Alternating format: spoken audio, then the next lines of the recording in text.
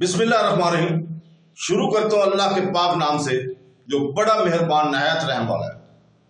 دیکھتی آنکھوں سنتے کانوں کو السلام علیکم۔ بہنوں بھائیوں اور بزرگوں، آج کی ہم اس اسلامی معلوماتی ویڈیو میں حضرت ذوالقرنین کی زندگی کی آنکھ کی تلاش کا ایک گہرائی سے تجزیہ پیش کر رہے ہیں جو اسرار اور سازش سے بھرا ہوا ہے۔ ہم ذوالقرنین کے صبر کی تاریخی اور ثقافتی سیاق و سباق کو بیان کر رہے ہیں۔ زندگی اور مقصد کے بارے میں عصری مباحث سے اس کی مطابقت پر روشنی ڈالتے ہیں۔ ہمارے ساتھ رہیں جب ہم اس دلچسپ داستان کے پیچھے معنی کے تہوں کو پیش کر رہے ہیں۔ تو دوستو، ابن عساکر نے ایک طویل روایت نقل کی ہے جس میں ہے کہ ذوالقرنین کا فرشتوں میں سے ایک دوست تھا جس کا نام رائفل تھا۔ ذوالقرنین نے اس سے پوچھا، کیا تم زمین پر اس جگہ کو جانتے ہو جیسے زندگی کی آنکھ کہا جاتا ہے؟ فرشتے نے اس کا مقام بتایا اور حضرت ذوالقرنین اس کی تلاش میں نکلا۔ الخدیر کو اپنا سرپرست مقرر کیا۔ الخضر تاریخ کی سرزمین میں اس پر آیا اور اس نے اس سے پوچھا، لیکن ذوالقرنین نے ایسا نہیں کیا۔ تاہم ذوالقرنین فرشتوں کے ایک گروہ سے وہاں کے ایک محل میں ملے اور انہیں ایک پتھر دیا گیا۔ جب وہ اپنی فوج کے پاس واپس آیا تو اس نے علماء سے پوچھا کہ اس کو پیمانے پر کس نے ڈالا، اور اس طرح کے دوسرے 1000 پتھر وزن اور شکل پر ڈالے۔ تاہم پہلا پتھر پر مشتمل پیمانہ جھکا ہوا ہے۔ اس کے بعد اس نے الخضر سے پوچھا کہ کس نے دوسرے پیمانے پر ایک پتھر اور مٹھی پر خشک مٹی ڈالی ہے؟ انہوں نے کہا کہ پیمانہ اس بار جھک گیا۔ پھر اس نے تبصرہ کرتے ہوئے کہا، یہ ابن آدم کی طرح ہے، وہ اس وقت تک راضی نہیں ہوتے جب تک اسے دفن نہ کر دیا جائے۔ اس کے بعد علماء نے تعظیم و تکریم کی علامت کے طور پر اس کے سامنے سجدہ کیا اور اللہ ہی بہتر جانتا ہے۔ تو دوستو، اس کے بعد اللہ تعالیٰ ہمیں بتاتا ہے کہ ذوالقرنین نے اس علاقے کے لوگوں کو بارے میں کیا فیصلہ دیا۔ اللہ کہتا ہے، ہم نے اللہ تعالیٰ فرماتا ہے کہ ذوالقرنین، یا تو تم انہیں سزا دو یا ان کے ساتھ حسن سلوک کرو۔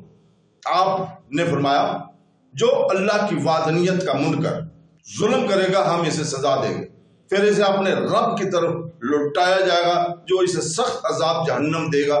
یعنی اس نے دنیا کی زندگی اور آخرت میں عذاب کا مزہ چکھ لیا، کیونکہ اس نے کافر کی نظر میں اس سے زیادہ سختی کی ہے۔ لیکن وہ شخص اللہ کی وحدانیت پر ایمان لاتا ہے اور نیک عمل کرتا ہے، بہترین اجر جنت ملے گی، اور ہم ذوالقرنین اس سے ہلکے پھلکے کلمات کہیں گے۔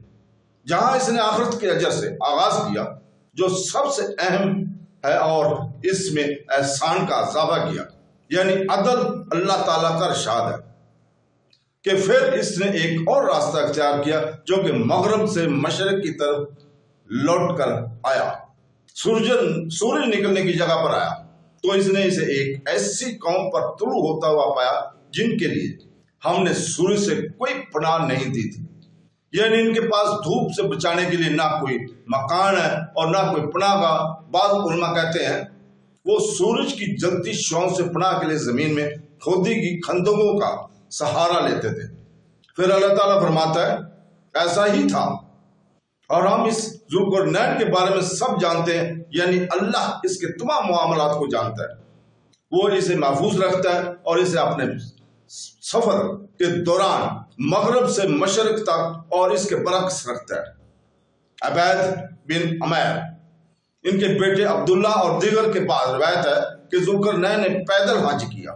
یہ سن کر ابراہیم علیہ السلام ان سے ملے اور ان کی ملاقات پر اللہ تعالیٰ سے ان کے لیے دعا کی اور انہیں نصیحت کی۔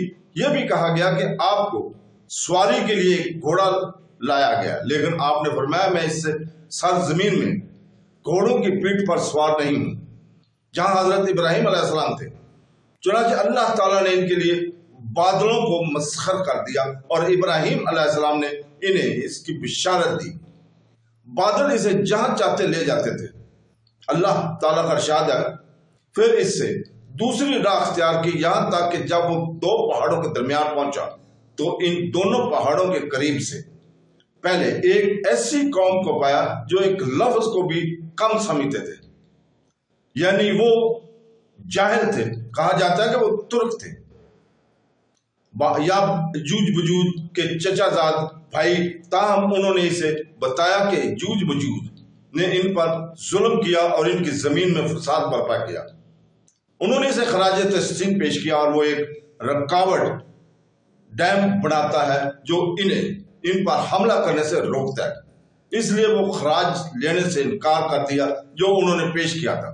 اللہ تعالیٰ نے جو کچھ اسے دیا اس میں کفایت بانٹتے ہوئے اس نے کہا وہ مال، اختیار اور اقتدار جس میں میرے رب نے مجھے قائم کیا تھا تمہارے خراج سے بہتر ہے۔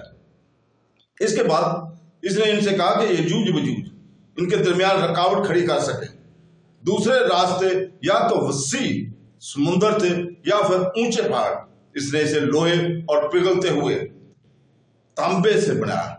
اس نے اینٹوں کی جگہ لوہا اور مٹی کے بجائے پگھلا ہوا تانبا ڈالا، کلہاڑی یا چنو۔ ذوالقرنین نے کہا یہ میرے رب کی طرف سے رحمت ہے، یعنی اللہ تعالیٰ نے اپنے بندوں کے لیے یہ حکم دیا کہ وہ یہ اب یجوج مجوج پر حملہ نہ کرے، لیکن جب میرے رب کا وعدہ آئے گا، یعنی جب اس نے ان یجوج مجوج کے لیے فیصلہ کیا تو وہ اسے گرا دیں گے اور قیامت کے قریب بڑی نوع انسان پر حملہ کرنے کے لیے نکلیں گے، تو یہ لازماً ہو جائے گا جیسا کہ وہ فرماتے ہیں۔ اور میرے رب کا وعدہ ہمیشہ سچا ہے، اور یہاں تک کہ جب یجوج مجوج کو اپنے بند سے کھو دیا جائے گا اور وہ ہر ٹیلے سے جھپٹ پڑیں گے اور سچا وعدہ قیامت کا قریب آ جائے گا۔ پھر جب لوگ اپنی قبروں سے اٹھائے جائیں گے تو تم دیکھو گے کہ کافروں کی آنکھیں خوف سے گھور رہی ہوں گی اور وہ کہیں گے ہائے ہماری، بے شک ہم سے اسے غافل تھے لیکن ہم ظالم تھے۔